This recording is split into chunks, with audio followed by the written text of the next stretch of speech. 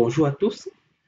Hier, Microsoft a annoncé la version stable de Visual Studio 2022.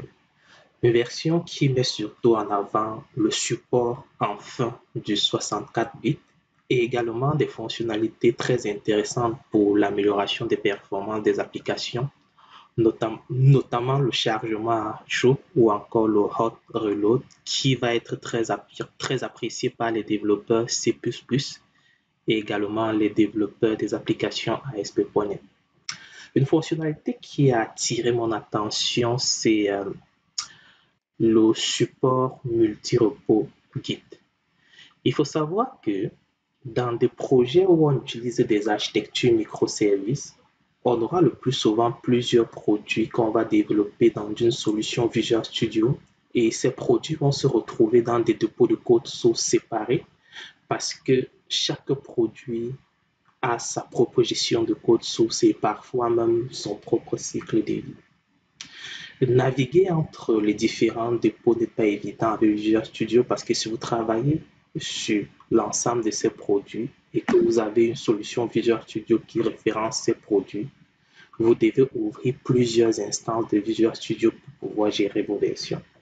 Prenons par exemple ce projet, ma solution qui s'appelle Container Apps. Dans cette solution, j'ai trois projets qui sont dans trois dépôts différents.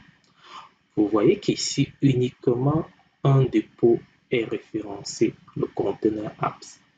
Et toutes les modifications que j'aurai au niveau des kits vont concerner uniquement ce projet. OK? Donc, ça veut dire que si je vais dans mon explorateur de solutions et que je modifie un projet d'un autre dépôt de code source, par exemple, donc on va juste mettre de quoi en commentaire. Vous voyez que dans mes modifications Git, cela n'est pas visible. Cela n'est pas visible parce que justement, ce dépôt-là n'est pas référencé dans Visual Studio. Maintenant, observons un peu l'avantage qu'on a à tirer parti de la nouvelle fonctionnalité offerte par Microsoft et comment est-ce qu'elle va venir simplifier la vie des développeurs, surtout les développeurs qui mettent en place des microservices. Pour commencer, il faut savoir que cette fonctionnalité, malgré la livraison de Visual Studio en version stable, est restée en pré-version parce que les équipes de développement de Visual Studio travaillent encore activement sur cette fonctionnalité. Pour l'activer, vous devez aller dans le menu Outils, Options, puis au niveau de la zone Environnement, aller sur Fonctionnalité en pré-version, puis vous devez sélectionner l'option Enable Multi-Repos Support.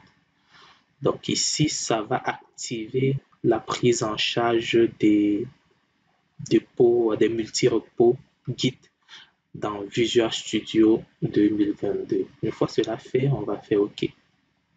Donc, une fois cela fait, je dois redémarrer ma solution parce que vous voyez ici, je reste toujours avec un seul dépôt de référencé.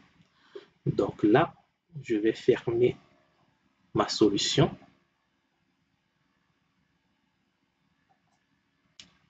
Et puis, la réouvrir. Donc, vous voyez maintenant que lorsque je rouvre ma solution, elle m'affiche désormais mes trois référentiels qui sont dans ma solution Visual Studio. OK? Donc, elle va m'afficher les trois référentiels pour lesquels j'ai des projets qui ont été ajoutés au niveau de ma solution. Et lorsque je vais aller sur modification Git, vous voyez que toutes les modifications concernant tous ces projets-là sont désormais affichées et suivies au niveau de Visual Studio. Donc, si là, je fais un commit, on va voir que je peux valider et faire un seul commit qui va aller mettre à jour l'ensemble des référentiels qui sont utilisés, qui sont référencés au niveau de ma solution Visual Studio. Ici, il faut toutefois faire un peu attention parce que le plus souvent, on ne travaille pas directement sur notre branche main Du coup, lorsqu'on clone un référentiel, il faut toujours prendre la peine de configurer la branche sur laquelle on travaille. Donc, avant de faire une validation sur l'ensemble de vos dépôts, il faut toujours vous rassurer, aller sur chaque dépôt, comme on peut le faire ici, et bien évidemment sélectionner votre branche de travail avant de faire n'importe quel commit. OK? Il faut aussi noter que si vous voulez maintenir des commits séparés, parce que vous voulez par exemple mettre des commentaires spécifiques sur chaque modification qui vont aller dans chacune des branches, dans chacun des dépôts, vous pouvez bien évidemment sélectionner le dépôt concerné et ensuite ajouter, à ce moment, vous verrez uniquement les modifications concernant ce dépôt. Ensuite, vous pourrez ajouter le commentaire et bien évidemment publier votre commit.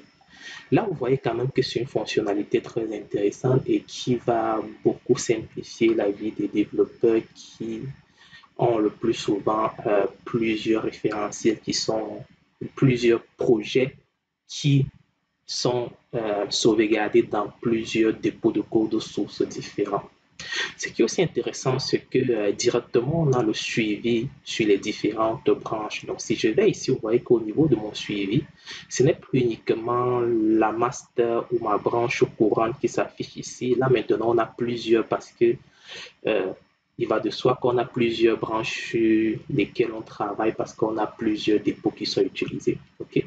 Donc, lorsque je clique là, je vais revenir dans la fenêtre classique de suivi de branche, sauf qu'ici, ce n'est plus un seul dépôt qui est référencé, c'est désormais l'ensemble des dépôts de projets référencés dans Visual Studio qui vont s'afficher dans cette zone. Et là, je pourrais faire mon suivi de branche pour chaque dépôt et faire toutes les actions possibles qu'on connaît déjà.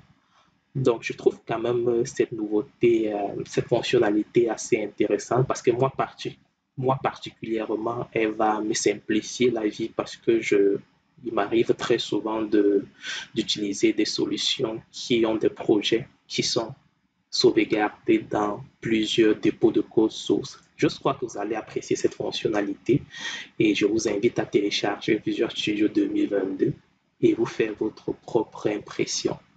Salut!